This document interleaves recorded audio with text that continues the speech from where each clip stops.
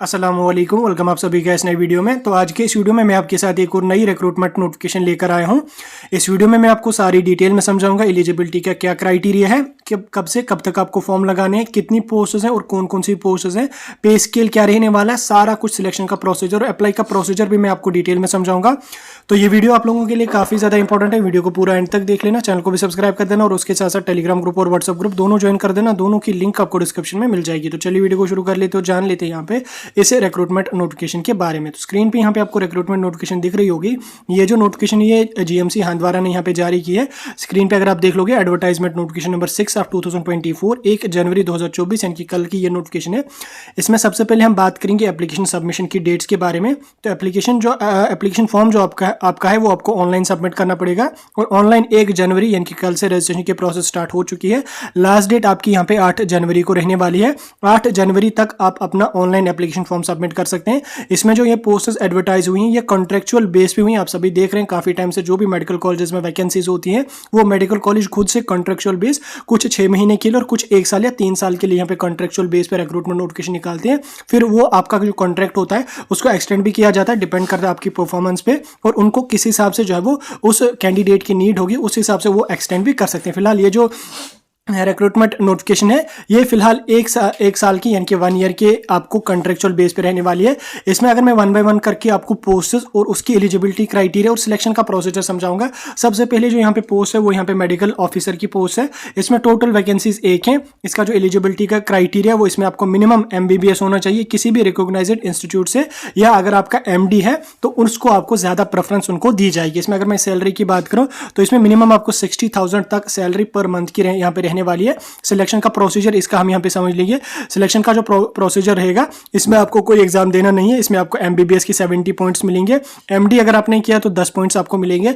इसमें आपका उसके बाद 70 और 10 हो गए 80। उसके बाद आपको 20 मार्क्स का वाइवा लिया जाएगा। उसके बेस पे आपको जो है एक रैंक लिस्ट तैयार होगी। उसी रैंक लिस्ट के बेस पे आप लोगों को जो है वो यहाँ पे सिलेक्शन होगी। और अगर इन केस इन्होंने रिटर्न एग्जाम अगर इन्होंने लिया तो उसमें यहाँ पे आप देख सकते हैं उसमें स्क्रीनिंग टेस्ट के आपको 40 मार्क्स होंगे।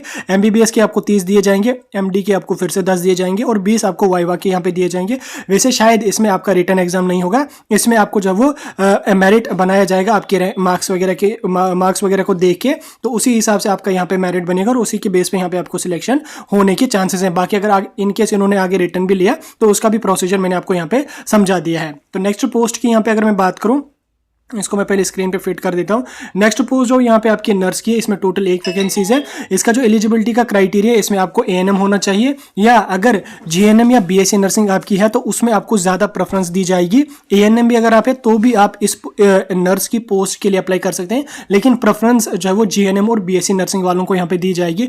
इसमें अगर मैं सैलरी की बात करूँ तो 20,000 इसमें आपको मंथली सैलरी रहने वाली है।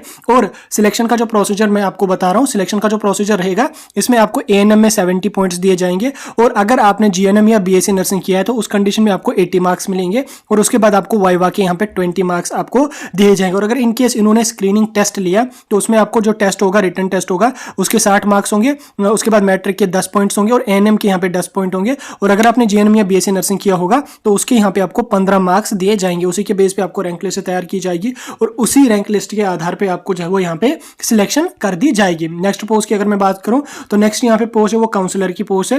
टोटल 1 वैकेंसीज है। इसकी अगर मैं एलिजिबिलिटी क्राइटेरिया देखूं तो इसमें आपकी ग्रेजुएशन होनी चाहिए साइकोलॉजी में, सोशल वर्क में या सोशोलॉजी में, ठीक। प्रेफरेंस उनको दी जाएगी अगर किसी कैंडिडेट का एबो सब्जेक्ट्स में, जैसे साइकोलॉजी है, सोशल वर्क है, सोशोलॉजी है, इन सब्जेक्ट्स में अगर किसी कैंडिडेट की PG होगी या मास्टर्स, जिसको हम कहते हैं मास्टर्स होगा, तो उस कैंडिडेट को ज्यादा प्रेफरेंस यहाँ पे दी जाएगी। बाकी ग्रेजुएशन अगर आपको इन सब्जेक्ट्स में तो भी आप काउंसलर की पोस्ट के लिए अप्लाई कर सकते हैं। इसमें जो सैलरी आपकी होगी वो 20,000 आपको मंथली सैलरी रहने वाली है। इसमें सिलेक्शन का प्रोसीजर में आपको ग्रेजुएशन के 70 पॉइंट्स होंगे, मास्टर्स के आपको 10 पॉइंट्स होंगे, वाइवा के यहाँ पे आपको 20 पॉइंट्स होंगे। उसी के बेस पे आपकी यहाँ पे सिलेक्शन की जाएगी। और अगर इनके स्क्रीनिंग टेस्ट इन्होंने लिया, रिटर्न टेस्ट लिया, तो रिटर्न के आपको 40 पॉइंट्स होंगे, ग्रेजुएशन के 30 होंगे, मास्टर्स के 10 होंगे और उसके बाद वाइवा के यहाँ पे आपको 20 पॉइंट्स इसमें भी दिए जाएंगे और उसी के बेस पे आपकी रैंक लिस्ट यहाँ पे तैयार हो जाएगी। नेक्स्ट पोस्ट की अगर मैं बात करूँ तो नेक्स्ट पोस्ट आपकी वो डाटा मैनेजर की पोस्ट है।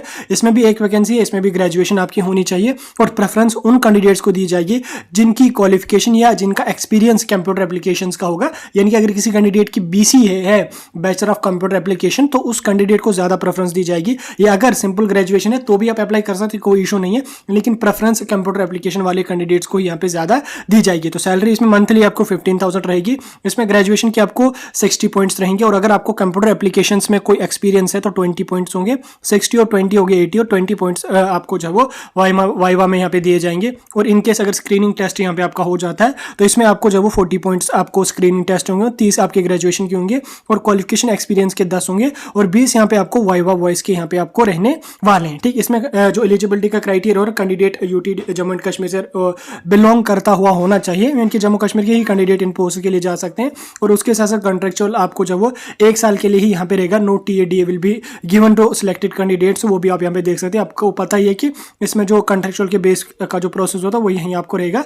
बाकी आपको ऑनलाइन जो एप्लीकेशन फॉर्म होगा वो आपको जो है वो जीएमसी जो हंदवारा है उसकी ऑफिशियल वेबसाइट पे जाना पड़ेगा, www.gmchhandwara.co.in। उस वाली वेबसाइट पे जाके अपना फॉर्म आपको डालना पड़ेगा। और उसके साथ साथ इसमें एप्लीकेशन फॉर्म की आपको 200 फी भी लगेगी, जो आप क्रेडिट कार्ड, डेबिट कार्ड या नेट बैंकिंग के जरिए ऑनलाइन ही यहाँ पे कर सकते हैं। उसके बाद डॉक्यूमेंट्स की अगर मैं बात करूँ तो डॉक्यूमेंट्स में आपको डोमिसाइल सर्टिफिकेट लगेगी, क्वालिफिकेशन सर्टिफिकेट लगेगी, मार्क्स कार्ड आपको लगेगा।